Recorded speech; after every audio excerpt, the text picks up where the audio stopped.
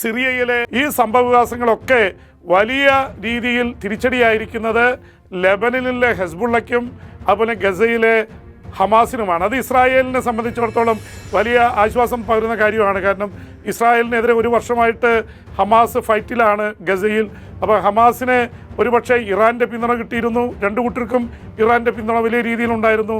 സിറിയയിലും Iran ഉണ്ടായിരുന്നു. അപ്പോൾ ഇറാൻ്റെ ശക്തി കുറഞ്ഞ സാഹചര്യത്തിൽ കൂടിയാണ് സിറിയയിൽ വിമതസേനയ്ക്ക് മുന്നോട്ട് പോകാൻ സാധിച്ചത്. അതുപോലെ തന്നെ ഉക്രൈൻ യുദ്ധത്തിൽ റഷ്യയും സൈനികമായി ക്ഷീണിച്ചു. അപ്പോൾ റഷ്യയുടെ ശ്രദ്ധ സിറിയയിൽ കുറഞ്ഞു. ഇറാൻ്റെ ശ്രദ്ധ ഈ ഹമാസ് ഹെസ്ബുള്ള യുദ്ധങ്ങൾ ഇസ്രായേലുമായിട്ടുള്ള കാരണം ഇറാൻ്റെ ശ്രദ്ധയും കുറഞ്ഞു. ആ സമയത്താണ് സിറിയയിൽ വിമതസേന ഈ തരത്തിലുള്ള മുന്നേറ്റം നടത്തിയത്. എത്ര പെട്ടെന്നായിരുന്നു അവരുടെ മുന്നേറ്റം! ഒരാഴ്ചയ്ക്കുള്ളിൽ അവർ പ്രധാനപ്പെട്ട നഗരങ്ങളൊക്കെ പിടിച്ചടക്കി.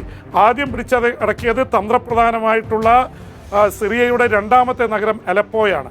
അലപ്പോ പലതവണ വിമതസേന പിടിച്ചടക്കാൻ ശ്രമിച്ചെങ്കിലും റഷ്യയുടെ സഹായത്തോടെ 2011 മുതൽ ഈ ബഷാർ അല്ലെങ്കിൽ ബഷാറിൻ്റെ ബാത്ത് പാർട്ടിയും ആ ഭരണവും തിരിച്ചു പിടിക്കുകയായിരുന്നു. അപ്പോൾ ആ ഒരു അവസ്ഥയിൽ നിന്ന് അലപ്പോ പിടിച്ചു.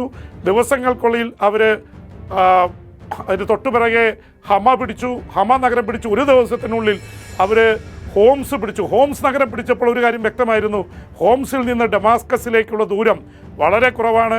അതുകൊണ്ട് തന്നെ നമ്മൾ പറഞ്ഞതാണ് ഡമാസ്കസ് ഉടൻ പിടിക്കും. ഒരു ദിവസം പോലും വേണ്ടി വന്നില്ല ഡമാസ്കസ് വീഴാൻ. ഡമാസ്കസ് വളഞ്ഞ് വിമതസേന പിടിക്കുകയായിരുന്നു. ബഷാർ തൻ്റെ കുടുംബാംഗങ്ങളോടൊപ്പം അനവധി സ്വത്തുമായിട്ടാണ് പോയിരിക്കുന്നത്. കാരണം 50 വർഷം ഈ കുടുംബമാണ് ഏകാധിപത്യ ശൈലിയിൽ ജനങ്ങളെ അടിച്ചൊതുക്കി അവരെ ദുരിതത്തിലാക്കി സിറിയയെ ഭരിച്ചുകൊണ്ടിരുന്നത്.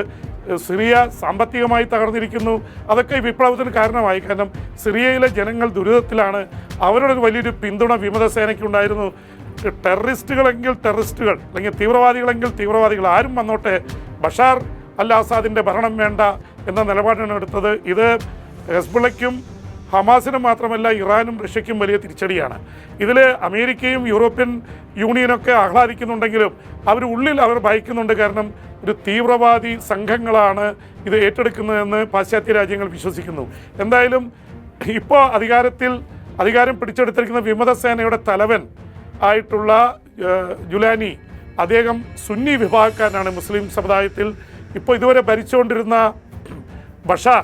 ബഷാർ അലാവി ഷിയ വിഭാഗത്തിൽപ്പെട്ടതാണ്. അപ്പോൾ ഷിയാകൾ ഇറാനെ പിന്തുണയ്ക്കുന്നവരും സുന്നികൾ കൂടുതലായിട്ട് സൗദി, UAE അടക്കമുള്ള ഗൾഫ് രാജ്യങ്ങൾ. അതുകൊണ്ട് തന്നെ അവരുടെ ഒരു പിന്തുണ ഇപ്പോഴത്തെ സേനയ്ക്ക് ഉണ്ടോ എന്ന് ചോദിച്ചാൽ ബഷാറിനെ വീഴ്ത്തുന്ന കാര്യത്തിലുണ്ട്. പ്രത്യേകിച്ച് സുന്നികളുടെ ഒരു നേതാവാണ് ഇപ്പോൾ അധികാരത്തിൽ വരുന്നത്.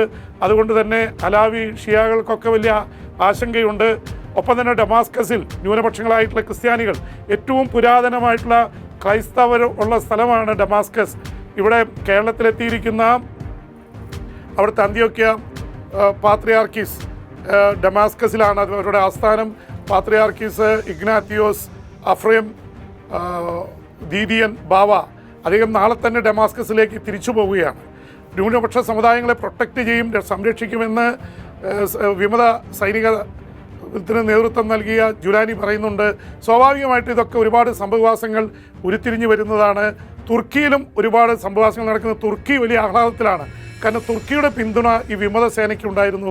മറുഭാഗത്ത് ഇറാനും റഷ്യയും നിൽക്കുമ്പോഴും തുർക്കിയുടെ ആയുധങ്ങൾ ഉപയോഗിച്ചാണ് വലിയൊരു ഫൈറ്റ് വിമതസേന നടത്തിക്കൊണ്ടിരുന്നത്. തുർക്കി ഈ സമയത്ത് തന്നെ ദോഹയിൽ ഒരു ചർച്ച നടന്നുകൊണ്ടിരിക്കുകയാണ്. തുർക്കിയുടെ വിദേശകാര്യമന്ത്രി, ഇറാൻ്റെ വിദേശകാര്യമന്ത്രി, റഷ്യയുടെ വിദേശകാര്യമന്ത്രി ലാവ്റോവ് അടക്കം ഉള്ളവരുടെ ഒരു ചർച്ച നടക്കുന്നു. എങ്ങനെയുള്ള ഒരു ഭരണം വരുന്നത് സംബന്ധിച്ച് തുർക്കിയാണ് വിജയിച്ച് നിൽക്കുന്ന വിഭാഗത്തിൻ്റെ കൂടെയുള്ളത്. ഇറാനും റഷ്യയും തോറ്റ.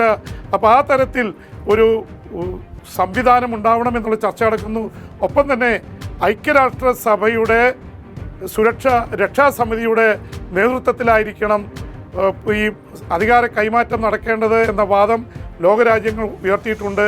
സ്വാഭാവികമായിട്ടും ഈ വിമതസേന അത് അല്പം കേൾക്കാൻ സാധ്യതയുണ്ട്. കാരണം അഫ്ഗാനിസ്ഥാനിൽ താലിബാൻ അധികാരമേറ്റപ്പോൾ ഈ തരത്തിലുള്ള ഒന്നുമില്ലായിരുന്നു.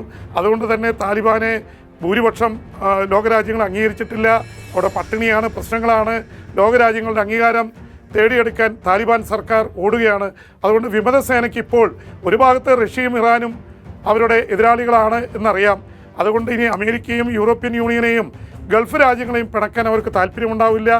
അവർ കുറച്ചും കൂടിയും അമേരിക്കയോടും യൂറോപ്യൻ രാജ്യങ്ങളോടും കുറച്ചും കൂടിയും അനുകമ്പ ചേർന്ന് അല്ലെങ്കിൽ കുറച്ചും കൂടിയും ഒരു സോഫ്റ്റ് കോർണർ കാണിക്കാനുള്ള സാധ്യതയാണുള്ളത്.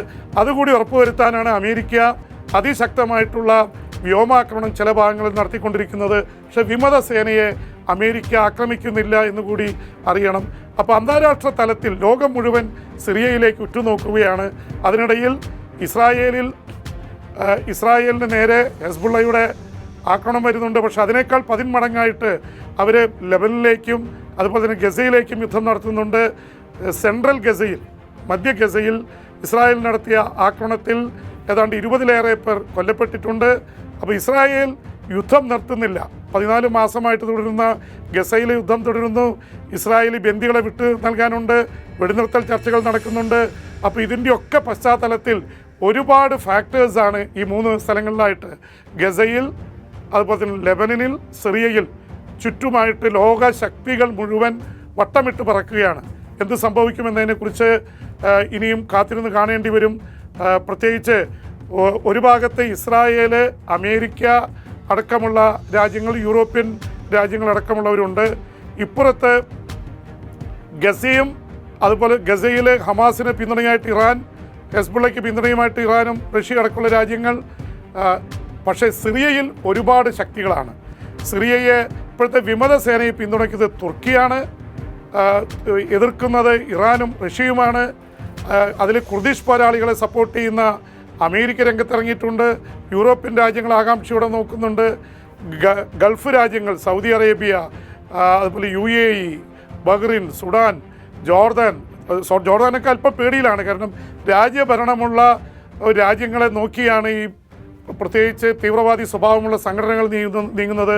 അതുകൊണ്ട് തന്നെ രാജ്യഭരണമുള്ള രാജ്യങ്ങളൊക്കെ വളരെ കരുതലോടെയാണ് ഈ നീക്കങ്ങളെ കാണുന്നത്. ആരും അതിനെക്കുറിച്ച് കാര്യമായി പ്രതികരിക്കുന്നില്ല. പുതിയ സംഭവവാസങ്ങൾ ഉരുത്തിരിഞ്ഞു വരുന്നതേയുള്ളൂ. പക്ഷേ ബഷാറിനെതിരെ നിന്ന ലക്ഷക്കണക്കിന് ആൾക്കാർ സിറിയയിൽ ആഹ്ലാദ പ്രകടനം നടക്കുന്നു.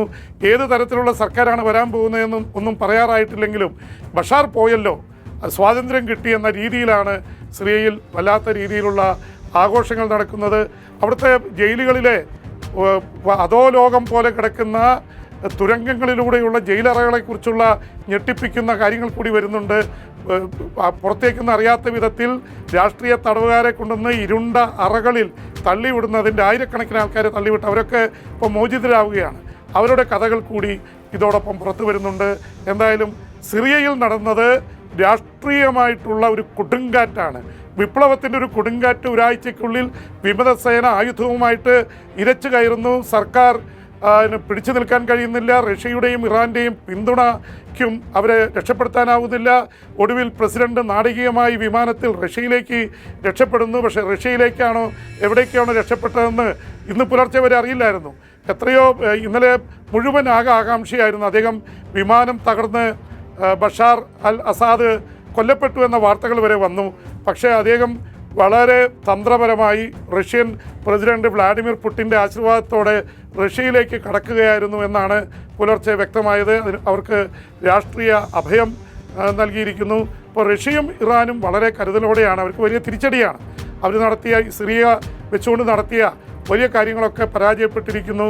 ഇസ്രായേൽ ഇതൊക്കെ മുൻകൂട്ടി കണ്ടുകൊണ്ടാണ് ഈ ലെബനനിലും അതുപോലെ തന്നെ ഗസയിലും യുദ്ധം നടത്തുമ്പോൾ തന്നെ തന്ത്രപരമായി സിറിയയിൽ ഡമാസ്കസിൽ ആക്രമണം നടത്തിയിരുന്നു ഇസ്രായേൽ ലക്ഷ്യം വെച്ചത് ഇറാൻ്റെ കേന്ദ്രങ്ങളാണ്. ഇറാൻ്റെ ജനറൽമാർ, നിരവധി പേർ അവിടെ കൊല്ലപ്പെട്ടു. ഇറാൻ്റെ ജനറൽമാർ സിറിയയിൽ കേന്ദ്രീകരിച്ചുകൊണ്ടാണ് സിറിയയ്ക്കും ബഷാർ സർക്കാരിനും അതുപോലെ തന്നെ ഹമാസിനും അതുപോലെ ഹിസ്ബുള്ളയ്ക്കും പിന്തുണ നൽകിക്കൊണ്ടിരുന്നത്. ആ കേന്ദ്രങ്ങൾ തകർത്തുകൊണ്ടാണ് സിറിയയിൽ വിമത മുന്നേറ്റത്തിന് അറിഞ്ഞോ അറിയാതെയോ ഇസ്രായേൽ ശക്തി പകർന്നത്. ഇസ്രായേലിന് ഒരുപക്ഷെ ഈ വിമതസേനയോട് താല്പര്യമില്ലായിരിക്കാം, പക്ഷേ ബഷാറിനെ തകർക്കുക എന്നുള്ളത് ഇസ്രായേലിൻ്റെയും അമേരിക്കയുടെയും ലക്ഷ്യമായിരുന്നു. ആ ലക്ഷ്യം അവർക്ക് സാധിച്ചിരിക്കുന്നു. പക്ഷേ ഇനി വരുന്ന സർക്കാർ ഒരുപക്ഷെ താലിബാൻ അഫ്ഗാനിസ്ഥാനിൽ വന്നതുപോലെ, അതുപോലെ തന്നെ ശ്രീലങ്കയിൽ അരാജകത്വമുണ്ടായതുപോലെ, ബംഗ്ലാദേശിലുണ്ടായതുപോലെ ഉള്ള അരാജകത്വത്തിലേക്ക് സിറിയ പോകുമോ എന്നാണ് ആശങ്കയോടെ ലോകരാജ്യങ്ങൾ നോക്കി കാണുന്നത്.